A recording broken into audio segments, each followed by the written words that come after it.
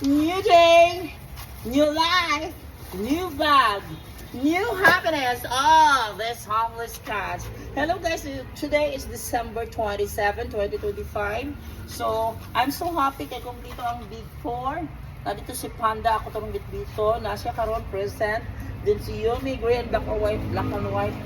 O nakapakaon na po ko dito sa guard, security guard na cat. Mugin isugat tayo na ako pagsulod sa gate. Dun, ang isa ka kitten, wala lang mother, wala atong gray and white pod. Si orange and white lang combination.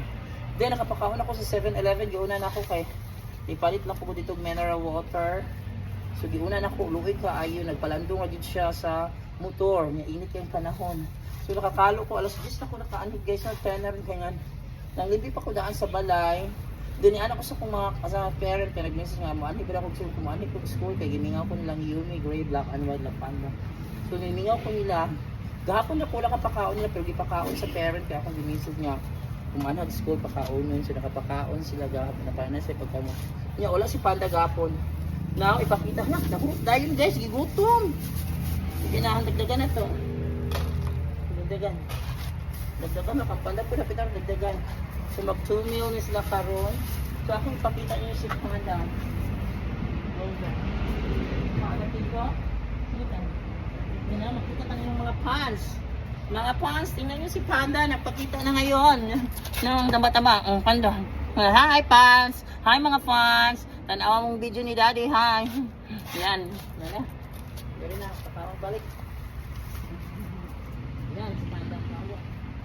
Then, Gray is eating, busy. Gray, there's a Gray is eating. Yan, gigit si Gray. Then, black and white is eating. Kapita lang. Black and white, the beautiful black and white. Then, Yumi, the mother. The mother. Magpakita na. Seryoso kay si Yumi nagkaon. Yan, si Yumi. Pakita kasi mga fans. Ikaw ang artista. Yan, seryoso kay ikaw. Gusto na. So, yan for today, guys. So, gimingaw di ko ano nila. Maunang one day na gimingaw na ko nila. Wala papakaon na gahapon. So, be kind always to stray cats and stray dogs. So, if you cannot feed them, kung di mo kapakaon nila, ayaw sila pasakiti. Kaya they have the right to live. They have lives. That's like kinabuhi.